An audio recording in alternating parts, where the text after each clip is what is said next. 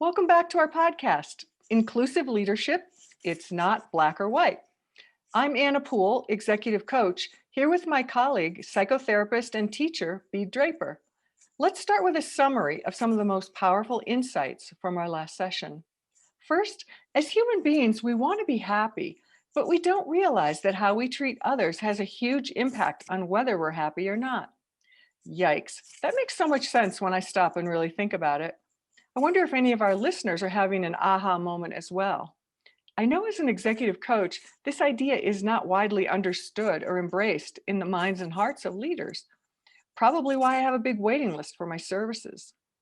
When we get caught up in an egocentric way of being, which Bede would say is the default position for most of us, our interactions are focused only on getting what we want from others. If we want to be more inclusive, we have to focus on genuinely connecting with others in those moments of interaction. And yeah, that includes genuinely smiling at, appreciating, and connecting with the Starbucks barista when you pick up your coffee. Why is this so important? Because when we treat others expediently in a purely functional way, it dehumanizes the other person and it dehumanizes us. That might be a new idea for some of you. But if you notice how you feel when you practice being more inclusive, I bet this will start to connect for you. So Bede, I get that I can't be an inclusive leader unless I'm an inclusive person overall. But a lot of our listeners are in the leadership space, whether they lead companies, teams, projects, or their families. How can a leader who's listening to this podcast take these teachings to work, starting like tomorrow? Okay, very good point. Now, you Americans have a philosopher by the name of William James, who was a pragmatist. And what he wanted to do, he says, the truth or validity of something is to the degree of whether it works. So when we're talking about running an organization, what we want to do is we want people to work together in order to produce a product or a service that we exchange for money. So this working together is a very, very important aspect. It's actually the glue. So the communal bonds, when you've got good feeling between people and the communal bonds are strong, what happens is communication flows easily and there's a willingness to work together.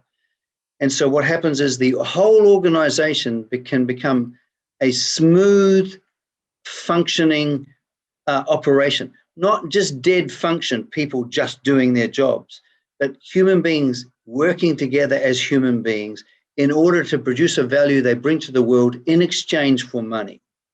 And so a leader is someone who leads this activity. Now, normally, if their cognition or their range of seeing is reduced down to only function, what happens is this whole feeling of goodwill and people working together actually gets destroyed. So that the manner of leading actually is obstructive, but it's not seen. And so the thing about a lead, because you're high in an organization, what happens is you are leading all the time. You're actually leading people in their way of relating to others. So if I relate in a functional way, what's going to happen is I am teaching people around me to relate in a functional way. And so what happens is, sure, the job might get done. Sure, the money may be made. But the problem is that instead of having a happy workspace where people can work creatively together, what you'll get is just simply people blindly conforming to function. That wipes out creativity, actually. When there's goodwill between people, between employer and the boss, there's a free flow of communication. There's and in that free flow of communication, there is understanding, and there's also a willingness to cooperate. Now, this willingness to cooperate is so important because when this is destroyed, sure, you'll get people obey and they'll do what you want. But the whole possibility of the organization is actually reduced.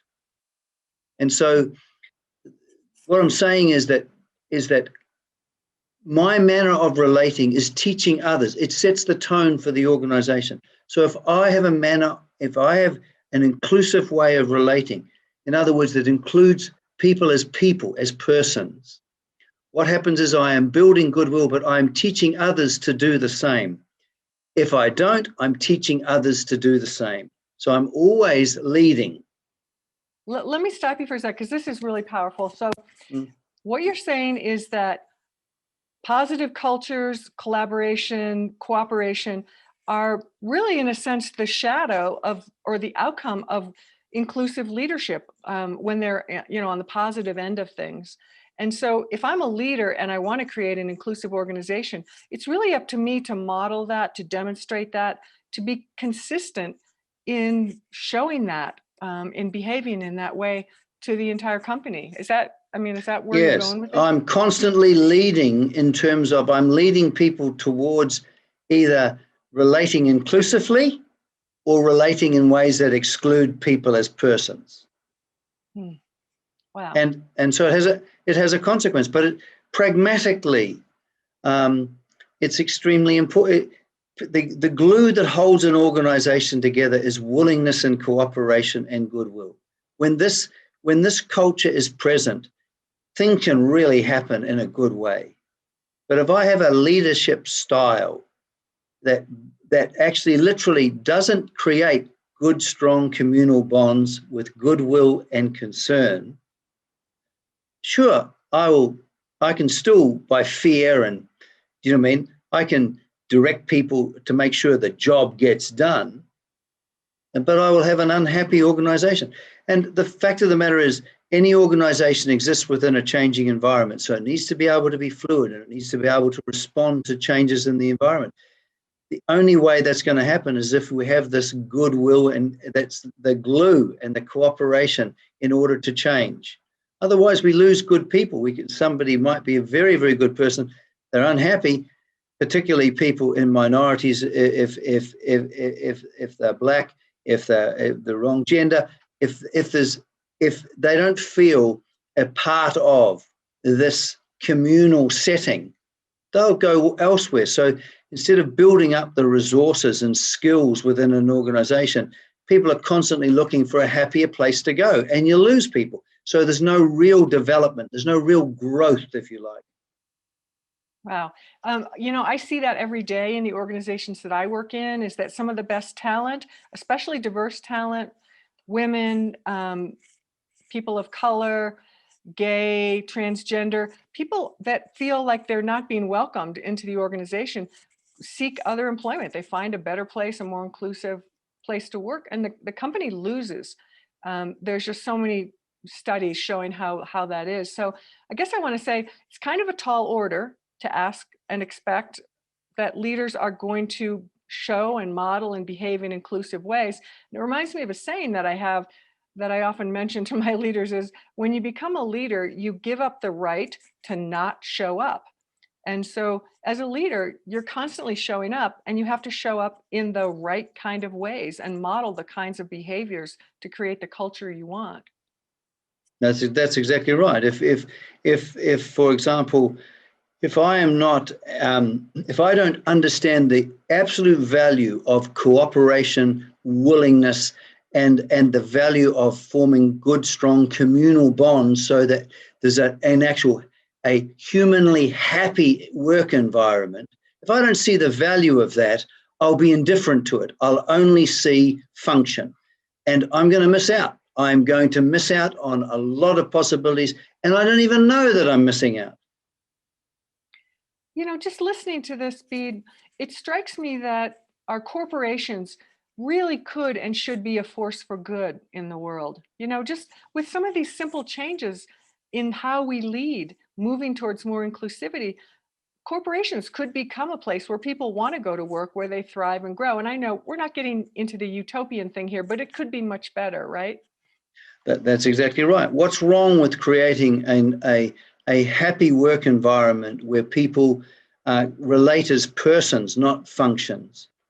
And they're not seen just in terms of their function. They're treated as people. This is actually extremely important. So if you could give one piece of advice to leaders who are listening to this podcast right now, what would you say to help them move in the direction of inclusivity as a leader? Well, unless they actually see the value of people working together harmoniously with goodwill, with cooperation, and the willingness to cooperate is actually moving people instead of fear or losing their jobs.